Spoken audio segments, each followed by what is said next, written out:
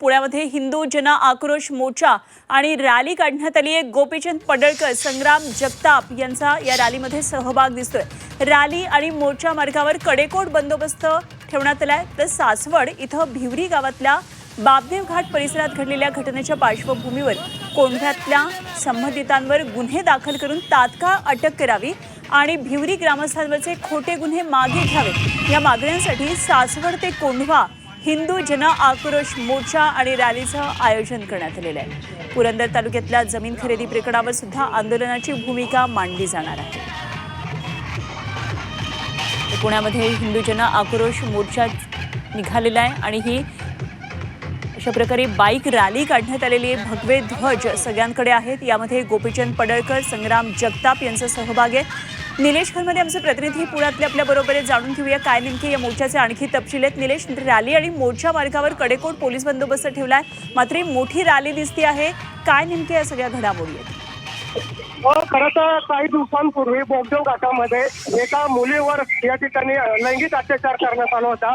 तर त्यानंतर रमजान ईदमध्ये काही मुस्लिम बांधवांकडे नमाज पठण करण्यात आलं होतं। मात्र त्या दरम्यान दोन गटामध्ये वाद झाला होता आणि त्या अनुषंगाने सासवडमध्ये जे आहे ते त्या ठिकाणी कायदा सुव्यवस्था बिघडला होता। मात्र स्थानिक जे भिवंडीकर आहेत त्यांचं म्हणणं होतं की सासवड परिसरामध्ये काही दिवसांपासून जमिनी लँड जो जिहाद आहे तो या ठिकाणी घाट जो घातला जात आहे त्या विरोधात या ठिकाणी आता हिंदू जन आक्रोश मोर्चा जो आहे तो सासवडवरून कोंढव्याच्या दिशेने या ठिकाणी निघालेला आहे।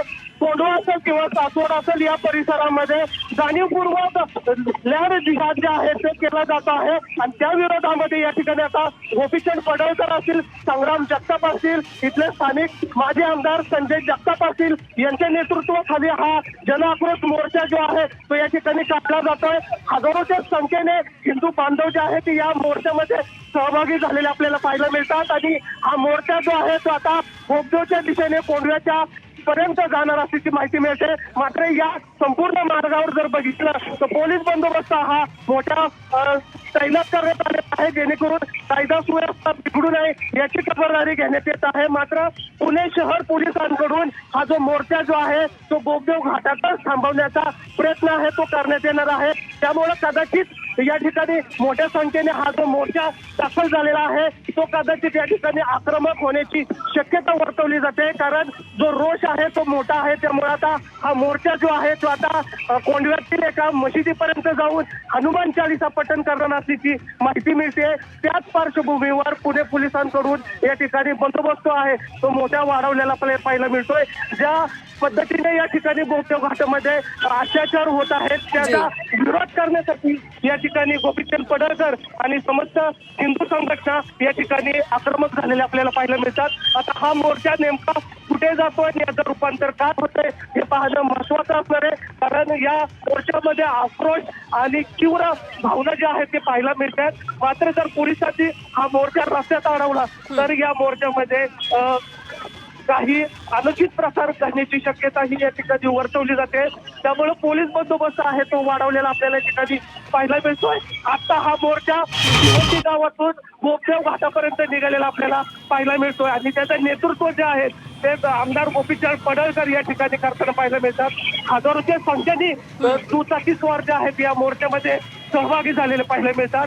मात्र मागील काही दिवसांपासून पुणे शहर असेल, पुणे ग्रामीण परिसर असेल या परिसरामध्ये दोन धर्मामध्ये तेढ निर्माण होण्यासारख्या घटना सातत्याने घडत आहेत। या रोखण्यासाठी हा मोर्चा जो आहे तो काढलेला आपल्याला पाहायला मिळतो। या अनुभवात ठीक आहे निलेश, जरूर या संपूर्ण घडामोडीवर लक्ष ठेवून राहा, कारण हा मोर्चा आता ज्या ठिकाणी थांबवण्यात येईल त्यावेळी नेमकी काय पडळकर आणि संग्राम जगताप यांची भूमिका असणार आहे हे बघणं खूप महत्त्वाचं ठरणार आहे।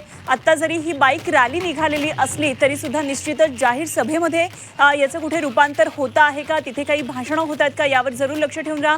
वेळोवेळी आपण अपडेट जाणून घेऊया तुमच्याकडून। तुर्तास धन्यवाद दिलेल्या माहितीसाठी।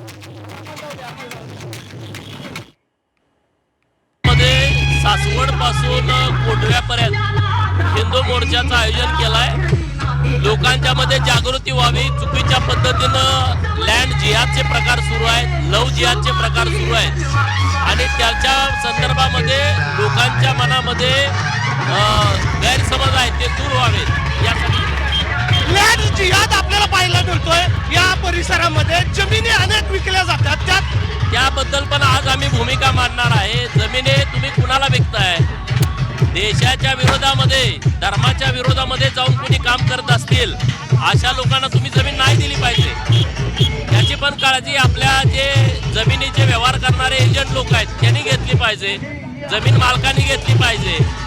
आणि सरकारी जागेत अतिक्रमण होतोय ते थांबलं पाहिजे. गुन्हे दाखल झालेले आहेत हिंदू लोकांवर, मात्र जे मुस्लिम समाजाचे लोक आहेत त्यांच्यावर कारवाई अजून झालेली दिसत नाही. कारवाई करण्याची मागणी केली आहे. आज गुन्हे दाखल होतील. नाना, काय सासवडमध्ये अशी परिस्थिती पाहायला मिळत होती काही आधी? सासवडमध्ये ही परिस्थिती पाहायला मिळत नाहीये, परंतु आता जर बघितलं कोंढवा घाटामध्ये आणि भिवरी परिसरामध्ये ही परिस्थिती निर्माण झाली आहे आणि त्यामुळेच आम्हाला त्या ठिकाणी जावं लागतंय. काय मागणी असणार आता? गुन्हे दाखल झाले पाहिजे. ज्या समाजकंटकांनी जातीय दंगल पसरवण्याचा प्रयत्न केलाय, जातीयवाद करण्याचा प्रयत्न केलाय, त्यांना अटक करावी, त्यांच्यावरती कारवाई करावी जशी हिंदू मुलांच्यावरती केली. पण आता पोलिसांनी पुढे जाऊन देणार नाही तुम्हाला अडवलं तर? आम्ही कोंढव्यापर्यंत जाणार आहोत. आज ज्या घाटामधून हिंदू समाजातल्या तरुणांना जायला भीती वाटते, तो घाट उघडा करणं, लोकांना निर्भीडतेने लोकशाही मार्गाने त्या ठिकाणी जाता यावं, यासाठीच पडळकर साहेबांच्या नेतृत्वाखाली आम्ही त्या घाटामधून चाललेलो आहोत.